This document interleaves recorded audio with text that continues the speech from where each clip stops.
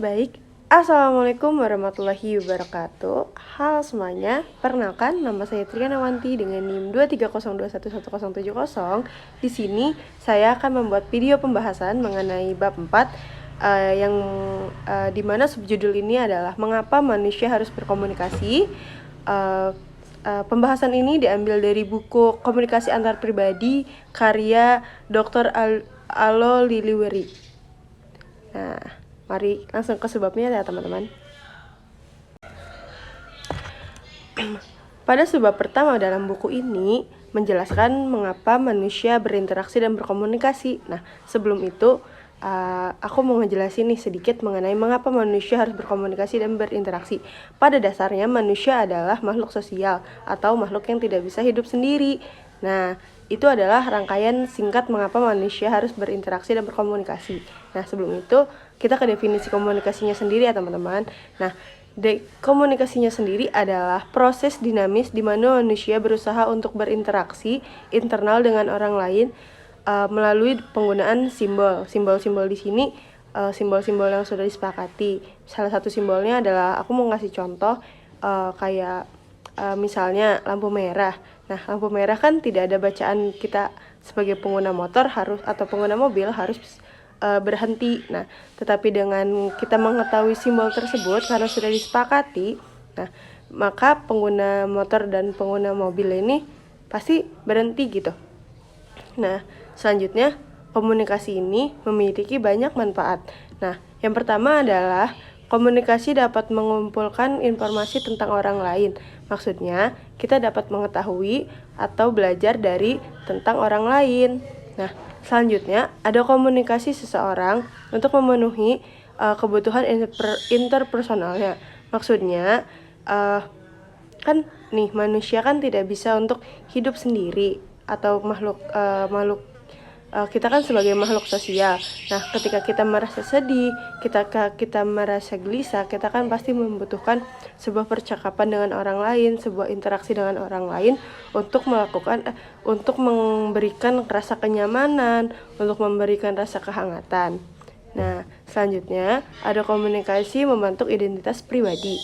Nah, dimaksudkan di sini sebagaimana adalah bagaimana kita dapat menentukan dan menjelaskan identitas kita sendiri. Selanjutnya ada komunikasi mempengaruhi orang lain. Nah, dimaksudkan komunikasi ini mengizinkan untuk mengirimkan pesan verbal maupun non-verbal kayak tertulis maupun tidak tertulis atau dengan komunikasi interprensif atau menggunakan gerakan tangan atau mimik muka. Nah, itu penjabaran yang pertama ya teman-teman pada sebab yang pertama. Nah, ada lagi nih, sebabnya yang kedua adalah faktor-faktor pembentuk komunikasi. Nah, dalam faktor-faktor ini dibentuklah sebuah piramida. Piramida ini terdiri atas 5 tingkatan. Yang pertama ada fisiologis, rasa aman, sosial, penghargaan, dan aktualisasi diri. Nah, fisiologis di sini termasuknya adalah makanan, minuman, pakaian, dan tidur.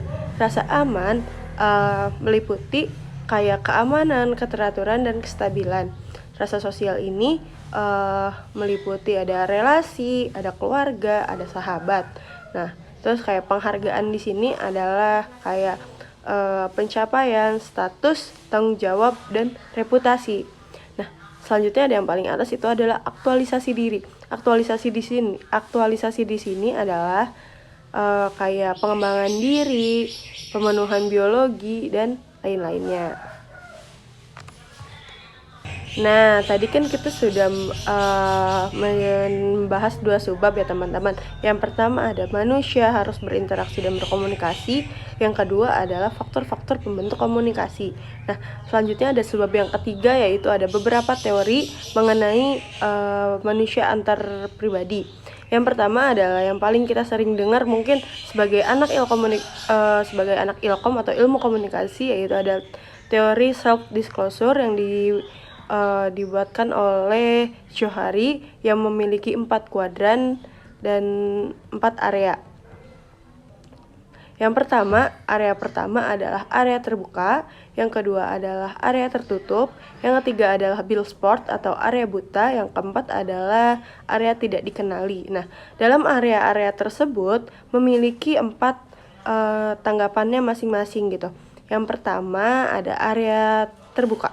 Nah, area terbuka di sini seperti contohnya aku mau buat contoh, yaitu adalah antara aku dan publik. Nah, dalam area terbuka di sini contohnya adalah ketika aku dan publik itu sama-sama tahu gitu teman-teman.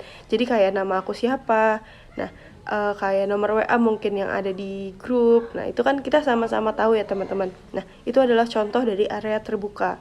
Nah, selanjutnya ada area tertutup. Nah, area tertutup itu apa sih? Nah, area tertutup ini adalah ketika aku tahu tetapi publik tidak tahu gitu. Apa sih contohnya? Nah, contohnya adalah ketika kita punya PIN ATM. Pasti kita tahu dong, tapi publik tidak tahu gitu apa PIN ATM kita. Contoh lainnya adalah kayak password HP, password email, password Instagram, aib kita sendiri gitu kan. Nah, atau kode-kode rahasia lainnya. Selanjutnya ada area buta. Nah, area buta di sini atau build spot adalah kayak contohnya adalah publik tahu tetapi kita tidak tahu. Apa sih contohnya? Nah, contoh dari build spot di sini adalah atau area buta di sini adalah ketika orang lain tahu tetapi kita tidak tahu. Nah, orang lain tahu tetapi kita tidak tahu. Nah, apa sih contohnya? Contohnya adalah kekurangan kita sendiri, teman-teman. Nah, ketika kita merasa apa ya? Ketika kita sudah kayak wow banget, tetapi pasti kan kita tidak menyadari gitu kekurangan kita sendiri. Tetapi orang lain bisa menilai kekurangan kita sendiri gitu. Jadi, contoh dari B-spot ini adalah kekurangan kita sendiri.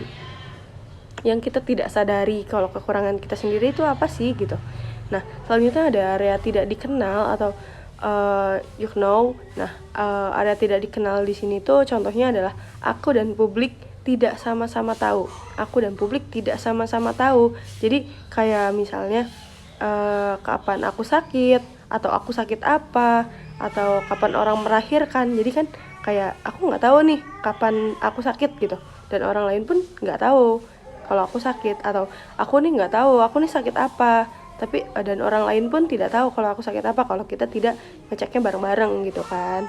Teori atribusi. Nah, teori atribusi merupakan teori yang menjelaskan tentang perilaku seseorang.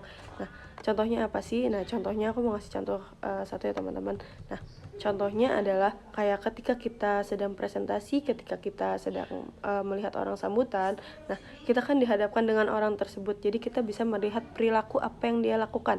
Jadi misalnya kayak contoh, ketika dia gugup, ketika dia terbata-bata, atau ketika dia kayak kelihatannya keringat dingin, pasti kan kita bisa menilai bahwa orang tersebut tidak mempersiapkan presentasinya atau tidak menyiapkan sambutannya dengan baik. Selanjutnya ada tahap penetrasi sosial. Tahap penetrasi sosial ini yang paling terkenal adalah dikemukakan oleh Irwin Altman dan Dalsman Tyler. Nah, di sini mereka mengemukakan bahwa penetrasi sosial adalah bentuk kedekatan hubungan interpersonal yang berakhir sebagai teman baik lewat tahapan yang teratur hingga terjalinnya komunikasi yang intim di antara keduanya. Nah, Altman dan Taylor ini mengajukan ada 4 tahap perkembangan hubungan antara individu. Yang pertama ada tahap orientasi, yang kedua ada tahap pertukaran efek eksfoliatif, yang ketiga adalah tahap pertukaran efek, yang keempat adalah tahap pertukaran stabil. Nah, dari tahap-tahap tersebut aku mau ngasih contohnya ya teman-teman, atau contoh dari teori penetrasi sosial. Nah, tahap yang pertama adalah tahap orientasi. Tahap orientasi di sini kayak kita bertemu teman baru di kelas. Jadi kayak kita baru tahu nama dan baru tahu NIM. Nah, sedangkan ada tahap yang kedua, ada tahap pertukaran efek eksfoliatif. Nah, munculnya pembicaraan yang saling terbuka satu sama lain. Jadi kayak udah tahu Instagramnya, udah tahu media sosial lainnya, sudah tahu, biasanya kayak di tahap ini tuh sudah menjadi teman baik gitu. Selanjutnya ada tahap yang ketiga, ada tahap pertukaran efek. Tahap pertukaran efek ini adanya rasa nyaman satu sama lain untuk bercerita. Tahapan ini biasanya sudah dianggap sebagai seorang sahabat. Nah, Jadi kayak udah ada rasa nyaman untuk bercerita. Jadi kayak masih ada yang ditutup-tutupin, tapi sudah ada rasa nyaman untuk bercerita satu sama lain. Jadi kayak udah percaya gitu ketika kita bercerita terhadap tentang sesuatu hal. Selanjutnya ada tahap pertukaran stabil. Tahap pertukaran stabil di sini adanya keintiman, adanya rasa nyaman, adanya rasa damai saat bercerita. Nah, biasanya pertukaran stabil di sini tuh biasanya lebih dari sahabat. Kalau aku biasanya nyebutnya kalau sudah ke tahap keintiman di sini tuh kayak sahabat yang sudah dianggap sama saudara gitu. Jadi kayak sahabat tapi kayak saudara sendiri. Selanjutnya ada teori pandangan proses. Teori ini melihatkan bahwa kualitas dan organisasi sebuah hubungan antar pribadi dapat dinilai dari pengetahuan yang dimiliki oleh pasangan komunikasi. Nah, aku mau ngasih contohnya ya teman-teman. Nah, contohnya di sini adalah penyampaian materi dari dosen sebagai komunikator kepada siswanya sebagai komunikan. Lebih simpelnya kayak penyampaian materi dari Ibu Uun sebagai dosen komunikasi antar pribadi, sebagai dosen atau sebagai komunikator kepada teman-teman saya atau saya mahasiswanya sebagai komunikan. Nah, selanjutnya ada teori perspektif pertukaran. Teori perspektif pertukaran di sini, menurut Wings pada tahun 1996, ada 4 perspektif dalam fisiologi sosial, yaitu ada perspektif perilaku, perspektif pengetahuan, perspektif struktural, dan perspektif interaksi.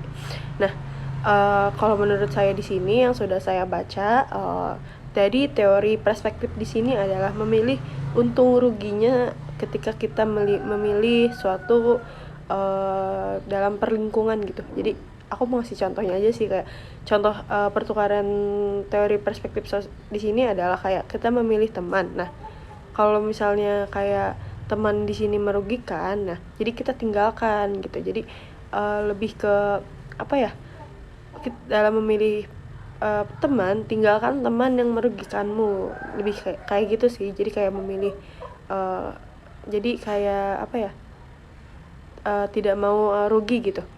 Selanjutnya ada jenis-jenis hubungan antar pribadi. Nah, kalau ini beda ya sama teman-teman. Ini pun ada beberapa tahapan, tetapi beda dengan tahap penetrasi sosial. Jadi tahapan jenis-jenis hubungan antara pribadi di sini ada tahap perkenalan. Tahap perkenalan ini adalah tahap awal di mana terjadinya komunikasi. Selanjutnya ada tahap persahabatan. Ada tahap persahabatan di sini adalah seseorang yang memutuskan menjalin persahabatan untuk mengurangi rasa kesepian.